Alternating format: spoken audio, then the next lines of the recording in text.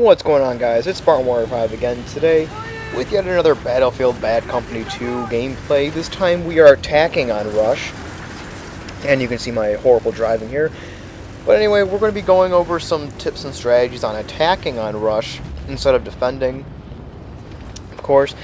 And now let's get into this thing. Of course, like I said with my defense video, I usually make sure that I'm choosing my right class to best suit the situation at hand, and also a class to basically match the map I'm on.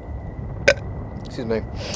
Again, today I'm using another assault kit, except I'm using the AUG with red dot sight, and again magnum ammo. And I can't remember my third perk for my vehicle, but that doesn't matter because I don't use vehicles in this match. Generally, whenever I'm on a map that has no vehicles for the defense team, I'll usually either switch out between the assault and medic kits. But if the defenders actually do have some armor, and some maps the defenders do have armor, then I'll usually maybe switch out with an engineer class.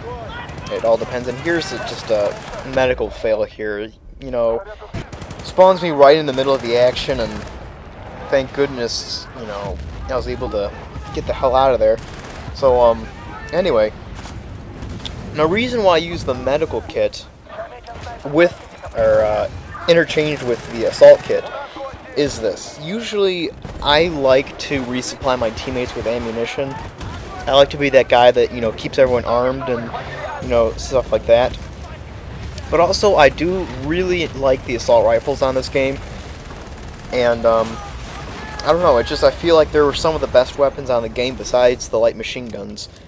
But, why the medic kit, you might ask? And it's a good question, and, the reason being is, if you see on the left-hand corner, it'll say defense, you know, it has the number, I think it's 74 right now, and defense, it has that, those zeros, like infinite. Basically, defenders have unlimited amounts of troops at their disposal, but the attackers for each round have only 75 lives to get both objectives destroyed. And you want to make sure that, you know, people are up and running, keep going. So the medic class is actually really useful when you're attacking, just to make sure that people are still in the fight, still pushing forward, because that's basically the major point when you're attacking, is always just pushing forward, making sure you keep the pressure on the defenders, making sure that, you know, you keep pushing through their defenses and into their base, so that once you're inside, your teammates can spawn on you, and so that they can just continue to add that pressure on the defenders. It's all about pressure in this attacking game. If you haven't noticed, Battlefield on Rush, basically a giant game of tug-of-war. Whoever can put the most pressure on the other team is usually going to win. And in this game, we do an excellent job of just continuing to push forward, planting bombs and destroying them. This is a textbook attacker's game on Rush.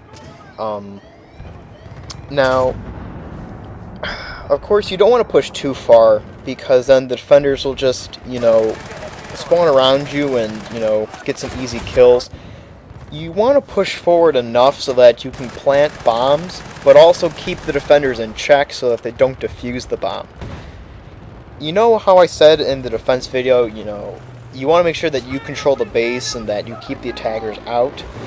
Well, it's the exact opposite when you're attacking. You want to push forward so much that basically you take over the base and you keep the defenders out. That's how it works. It's like pretty much this is going to sound like a no-brainer kind of thing, but it's pretty much the exact opposite of defense, except it's a little bit more effort, because you have to actually take the base and then defend it.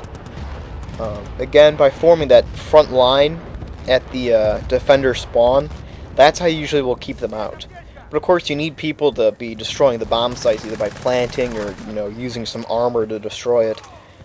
But now to actually get to objectives, as you'll see in this video, I like to take advantage of how big these maps are in Battlefield.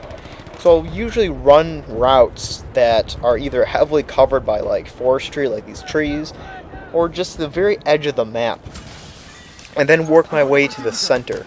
Because most of the conflicts on Rush will take place near the center of the map. That's where most of the action is happening. And I don't want to get caught up on all that, so I'm going to be taking these routes that are near the edges of the map. Because right now I'm at pretty much the near edges of the map. But I just got killed there, so... But as soon as I get closer to an objective, that's when I start to push inwards and take the objective. It's a very good strategy. You basically... How should I say this? You basically can get into the base without being detected very much, I guess you could say. Now that was kind of a risky move. I just ran right through the middle and try and plant, but luckily I was able to get in through. But we don't get the destruction here. We have to plant it again. But another good idea is basically to plant both bombs at near the same time. You want to keep that pressure going, and having 2 bomb sites planted it's a major pressure on the defensive team. If they just have 1 bomb site planted and you're trying to defend that bomb site, you basically have to face the whole defensive team, going straight towards that 1 bomb site. And that's where actually, a good strategy can come in. As soon as, you see a bomb site planted, wait just a little bit, like a couple minutes, not even, like a few seconds. As soon as you see all of the defenders start rushing towards that 1 bomb site, use the side routes, like around the edges of the map, and that's when you can sneak in and arm the next one. That's what I basically did here, except I was a little bit late since I died.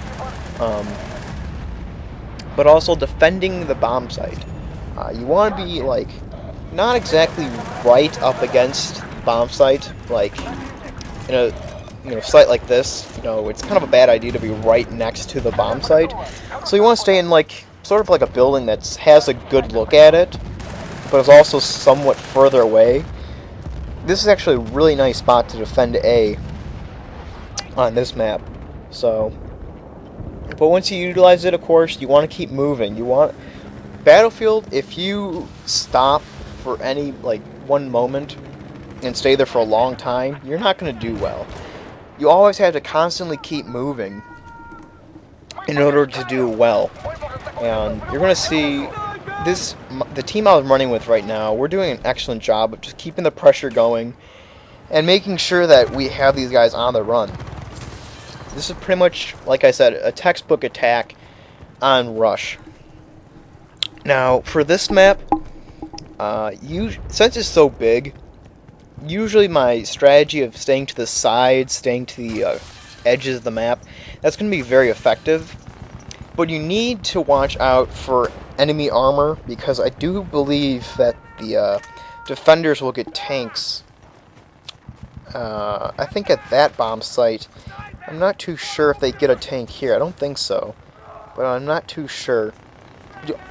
Using tanks is actually a good idea if you're playing Rush. Squad Deathmatch, I find using the tank to be sort of a cheap move. That's just me. But if you're playing Rush, then you want to utilize everything they give you in order to get the bomb sites or defend the bomb sites. So using the tanks and helicopters, good idea.